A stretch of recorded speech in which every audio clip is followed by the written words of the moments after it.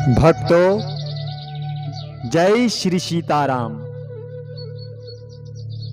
आप सभी भक्तों के लिए आज हम भाद्रपद मास के शुक्ल पक्ष में आने वाली पावन एकादशी व्रत की कथा की महिमा को लेकर के प्रस्तुत हैं।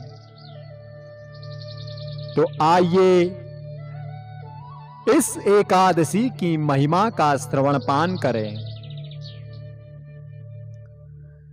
नारद जी ने अपने पिता ब्रह्मा जी के पास जाकर के प्रश्न किया, कहा, हे पिताश्री, आपको मैं नमन करता हूं, नमस्कार करता हूं। मैं भगवान विष्णु की आराधना के लिए आपके मुखार विंद से यह सुनना चाहता हूं कि भाद्रपद मास के शुक्ल पक्ष में कौन सी एकादशी होती है।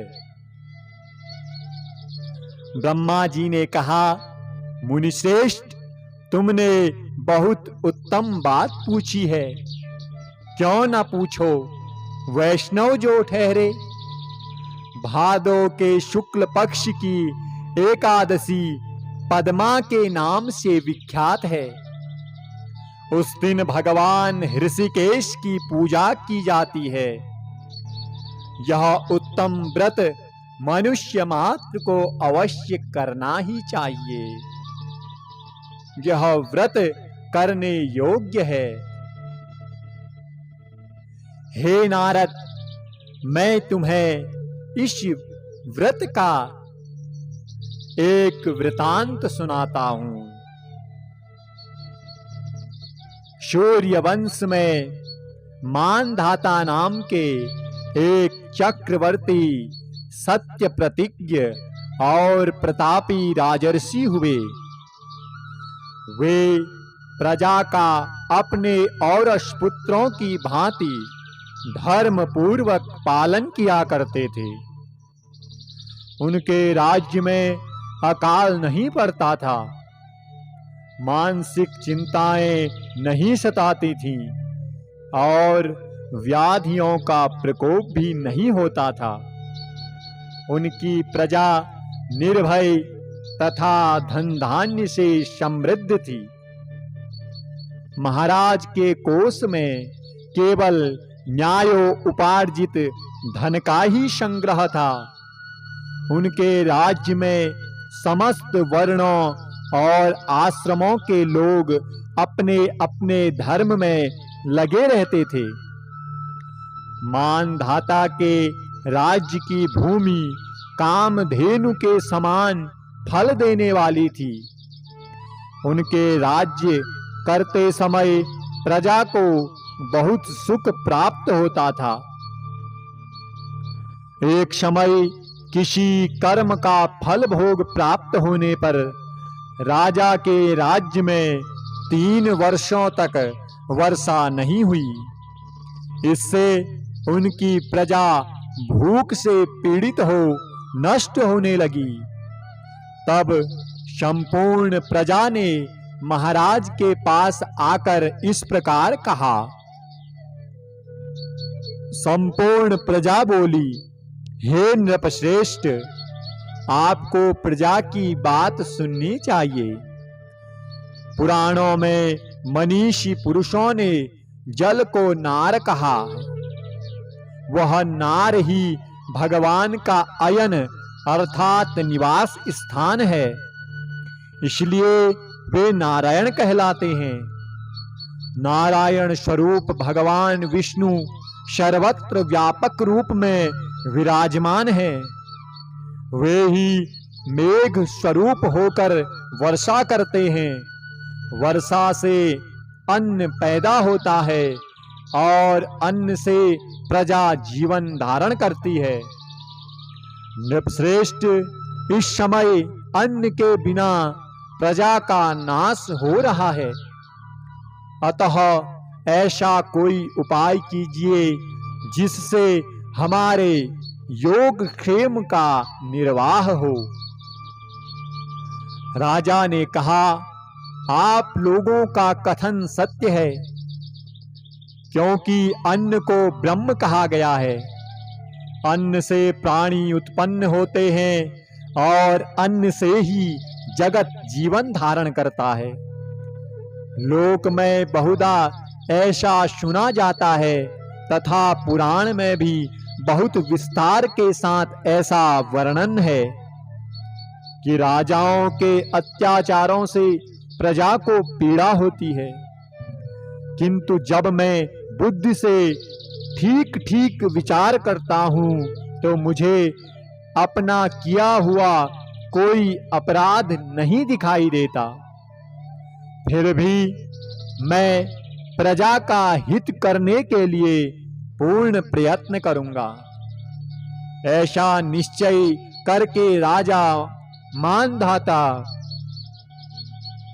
अपने प्रजा के कुछ व्यक्तियों को साथ ले विधाता को प्रणाम करके सघन वन की ओर चले गए।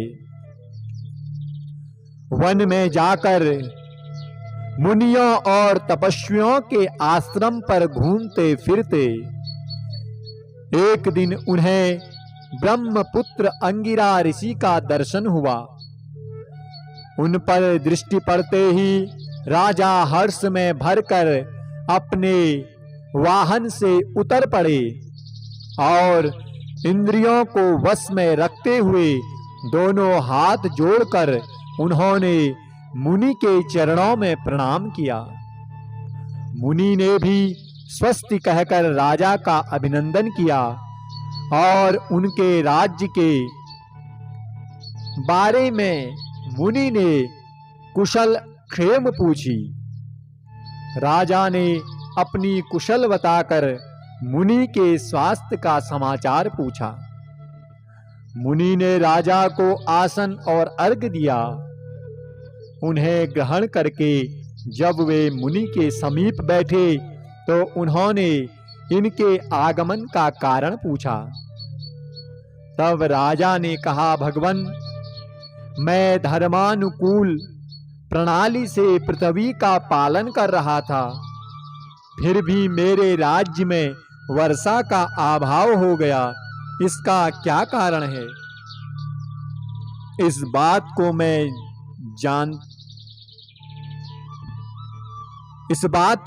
जानना चाहता हूँ। ऋषि बोले, राजन, यह सब युगों में उत्तम सतयुग है। इसमें सब लोग परमात्मा के चिंतन में लगे रहते हैं तथा इस समय धर्म अपने चारों चरणों से युक्त होता है। इस युग में केवल ब्राह्मण ही तपस्वी होते हैं, दूसरे लोग नहीं।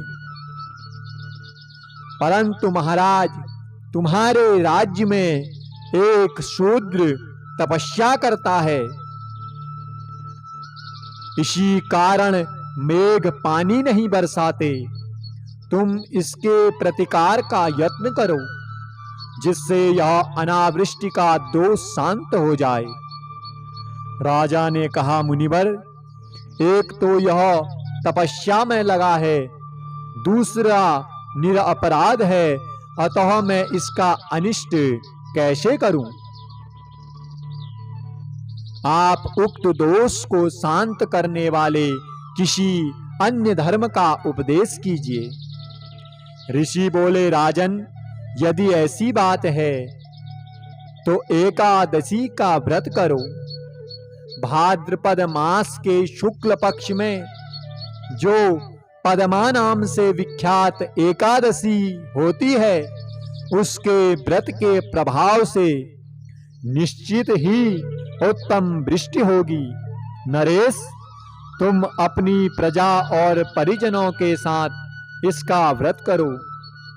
ऋषि का यह वचन सुनकर राजा अपने घर लौट आए। उन्होंने चारों वर्णों की समस्त प्रजाओं के साथ भादो के शुक्ल पक्ष की पद्मा एकादशी का व्रत किया। इस व्रत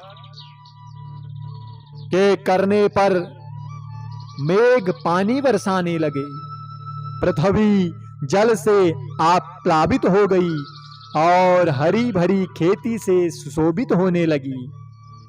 उस व्रत के प्रभाव से सब लोग सुखी हो गए। राजन, इस कारण इस उत्तम व्रत का अनुष्ठान अवश्य करना चाहिए।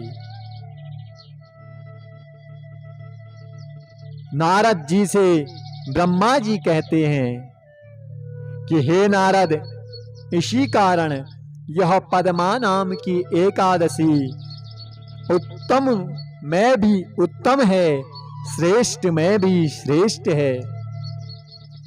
हे नारद, पद्मा एकादशी के दिन जल से भरे हुए घड़े को वस्त्र से ढककर दही और चावल के साथ ब्राह्मण को दान देना चाहिए। साथ ही छाता जूता भी दान में देना चाहिए। और हे नारद, दान करते समय भगवान गोविंद के नामों का उच्चारण करना चाहिए। हे नारद, उस समय भगवान गोविंद का बार बार स्मरण कर ब्राह्मण को दान देना चाहिए। ब्रह्मा जी कहते हैं, हे नारद, नमो नमस्ते गोविंद बुध श्रवण संज्ञका अघोग संशयं कृत्वा सर्व सौख्य प्रदो भव भुक्ति मुक्ति प्रदश्चैव लोकानां सुखदायकः। बुधवार और श्रवण नक्षत्र के योग से युक्त द्वादशी के दिन बुध श्रवण नाम धारण करने वाले भगवान गोविंद, आपको मेरा नमस्कार है, नमस्कार है। मेरी पाप राशि का नाश करके आप मुझे सब प्रकार के सुख प्रदान करें। हे नारद, इस प्रकार से भगवान का नाम उच्चारण करना चाहिए। आप पुण्यात्मा जनों को भोग और मोक्ष प्रदान करने वाले हैं तथा सुखदायक हैं। तब नारद जी से ब्रह्मा जी कहते हैं, हे नारद, इस व्रत की कथा को सुनने वाला मनुष्य अपने सभी पापों से मुक्त हो जाता है। जो इस व्रत की कथा का श्रवण पान करता है, वह चारों पदार्थों को प्राप्त कर लेता है और अंततो गत्वा भगवान गोविंद के परम पवित्र गोलोक धाम को प्राप्त होता है। जय श्री सीताराम।